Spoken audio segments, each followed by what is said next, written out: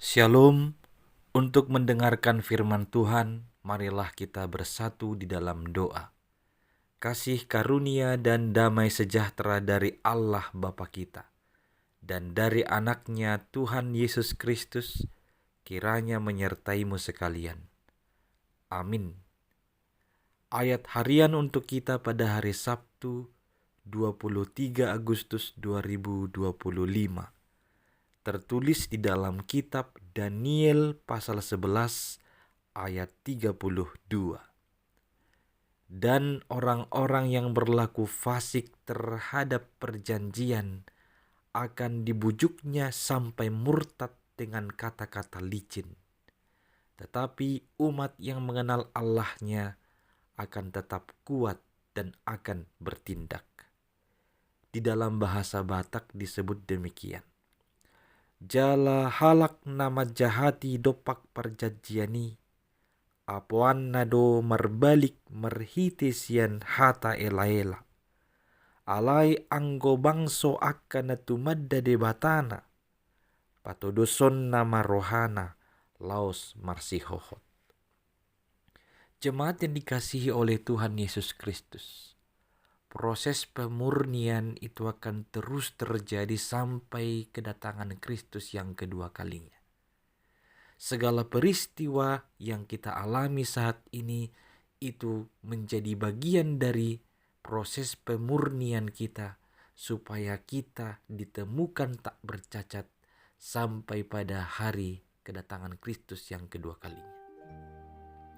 Ini juga yang telah dinubuatkan oleh Nabi Daniel pada penglihatannya dan pada pemberitaannya.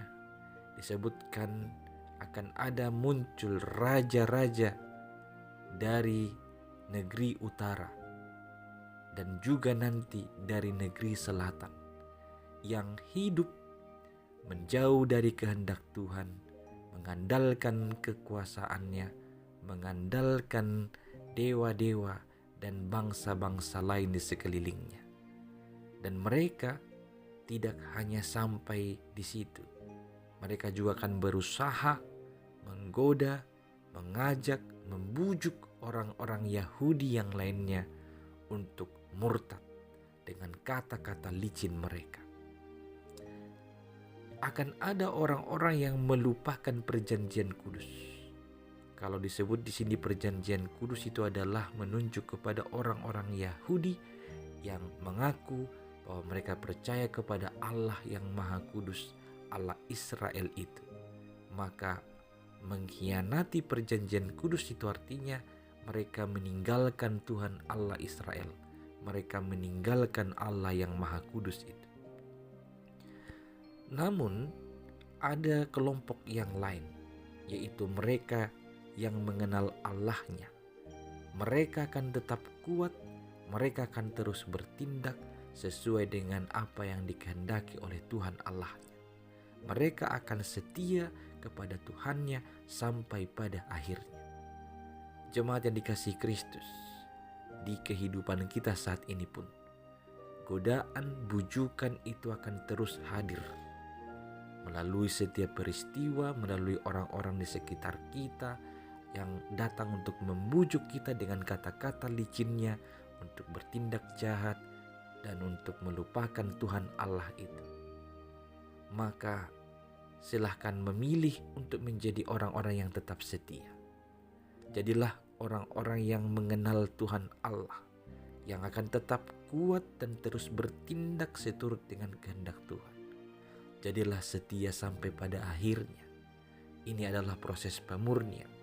Jikalau kita tergoda untuk meninggalkan Tuhan, maka kita akan kehilangan keselamatan untuk selama-lamanya. Namun apabila kita turut dalam pemurnian ini, kita akan semakin diteguhkan dan semakin dimurnikan. Sehingga pada akhirnya kita ditemukan tak bercacat. Pada waktu kedatangan Kristus yang kedua kali, kita akan ditemukan dalam keadaan setia, dalam keadaan kudus, tak bercacat, berkenan di hadapannya.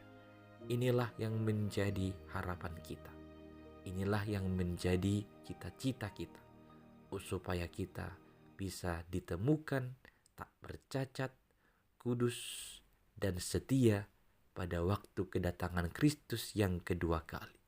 Sekali lagi, janganlah terbujuk oleh bujuk rayu dari orang-orang yang melupakan Tuhan, yang melupakan perjanjian kudus itu.